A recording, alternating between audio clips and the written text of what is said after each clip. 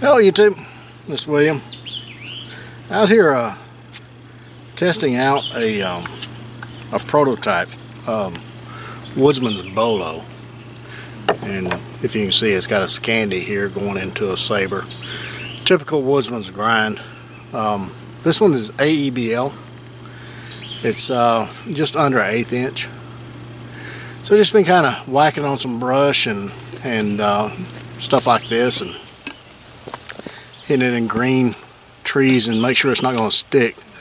Problem with a lot of the machetes and stuff is they stick, but I think this Woodsman's Grind is going to keep it from sticking, because as you can see here, it hasn't stuck in the green stuff. I've been whacking on some brush and seeing how well it cuts, and it cuts very well.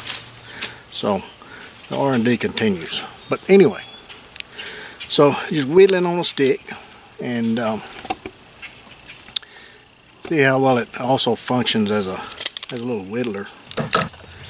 You always wanted a little machete, brush clearer thing that would also whittle on the stick. Well, that is it's always a good thing, a knife that'll whittle on a stick. Let's see you choke up on that big bubble right there. This is cold wood. Choke up on that handle design, and it just feels like a small knife. But anyway, that's not what I want to talk about. This knife, not yet anyway. We're still in the R&D and testing it out, see how well it's going to function according to what I had in mind when I made it. I always was intrigued by the bolo design, blade design from the Philippines, but I think it's a very useful design. But we're gonna see. We're gonna see. Gonna be using this quite a bit, which leads me into the subject of what we're here to talk about. I had a comment several months ago, and I just never have. It's been kind of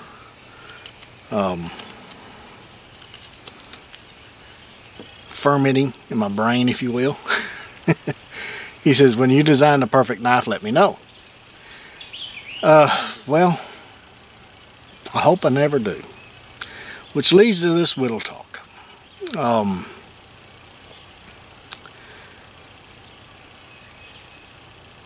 Why is good enough good enough?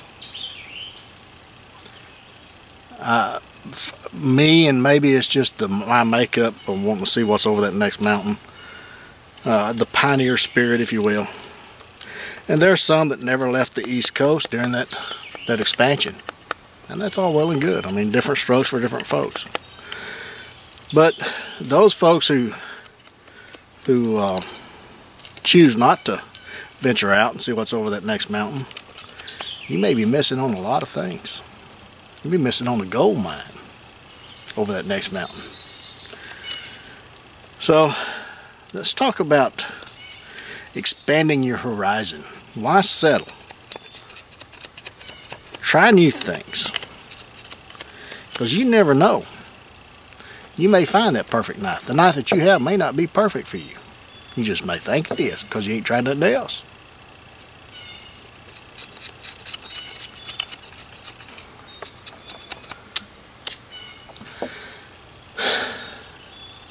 Have you thought about it?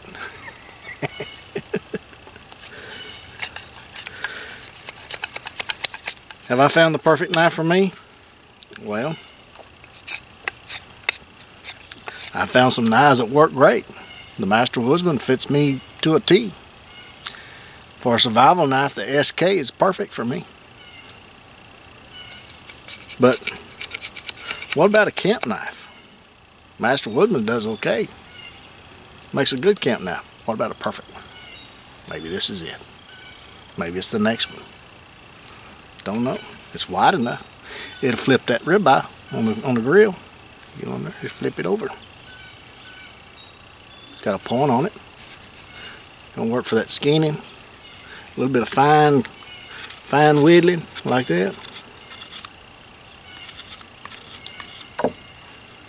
It's light. Only weighs 12 ounces. Made out of good AEBL steel. But I don't know if it's perfect or not. I'm going to try some other things to find out. And that's the point. How do you know it's perfect unless you try other things? You don't. So I encourage you, get out of the rut. See what's over that next mountain. Because what is good today may not be the best thing tomorrow. Tomorrow may dictate a new knife. Your skill level, your geography, your type of season, many things plays into what knife you need. And maybe that Scandi just ain't cutting it no more. Maybe you need to go into the Woodsman Grind. Try Master Woodsman. Hey, who knows? This may be perfect for you. Till the next one, you guys get in the backyard, whittle on a stick, take a child with you, you get the opportunity, and be sure and take plenty of band-aids and lots of knives. Try something new. Catch you again soon. Bye-bye.